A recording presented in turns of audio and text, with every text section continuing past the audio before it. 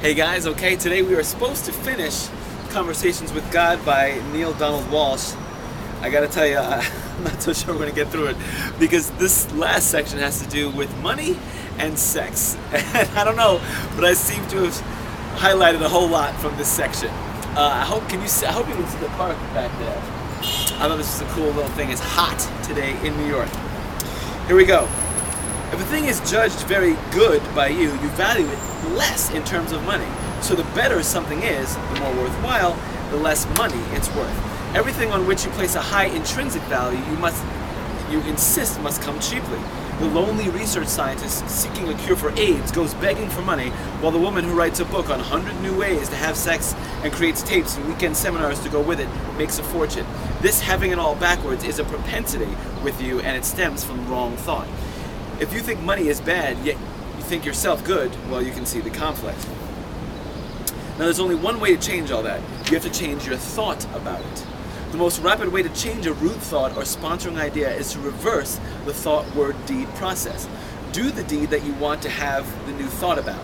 Then say the words that you want to have your new thought about. Do this often enough and you'll train the mind to think in a new way. You have one more root thought about money that, by the way, which I've yet to mention. Holy shit. Almost lost you over the terrace, and that would have been awful. It would have smashed on the ground. So let's come back down to earth and keep going. Okay. That there's not enough. Whatever there is, that's good. That there's just not enough. That's one of the beliefs we have. It's important to understand that you're unhappy with your present money situation because you're unhappy with your present money situation. If you want to change a root thought, you have to act before you think. When you want to change a root thought, act in accordance with the new idea you have, but you must act quickly or your mind will kill the idea before you even know it. I mean that literally. The idea, the new truth, will be dead in you before you've had a chance to know it. So act quickly when the opportunity arises, and if you do this often enough, your mind will soon get the idea. It will be your new thought. There's a difference between being and doing. Most people have placed their emphasis on the latter.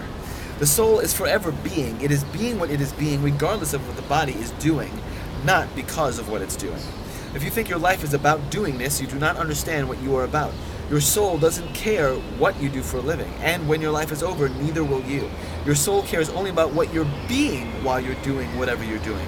It is a state of beingness the soul is after, not a state of doingness. Try being what you like to be. Whatever you want to be. Happy, sad, weak, strong, joyful, vengeful, insightful, blind, good, bad, male, female, you name it. I mean that literally, you name it. Some people make lots of money doing what they do. Others can't make a go of it, and they're doing the same thing. What makes the difference? Beingness attracts beingness and produces experiences. You are not on this planet to produce anything with your body. You are on this planet to produce something with your soul. Your body is simply and merely the tool of your soul. Your mind is the power that makes the body go. So what you have here is a power tool used in the creation of the soul's desire. Never am I even going to... This is still the money section. Never getting to the sex section, so we'll have to do that the next day. The function of the soul is to indicate its desire, not impose it. The function of the mind is to choose from its alternatives. The function of the body is to act out that choice. When body, mind, and soul create together in harmony and in unity, God is made flesh. Life's irony is that as soon as worldly goods and worldly success are of no concern to you, the way is open for them to flow to you. Okay, fight to keep up. I'll go over it again in greater detail. Word is creative. Got it. Action is creative. Thought, word, and deed are the three levels of creation. Still with me? Good. Now let's take worldly success as our subject for the moment, since that's what you've been talking about, asking about. Now, do you have a thought, I want worldly success? Sometimes yes. And do you also sometimes have the thought, I want more money? Yes.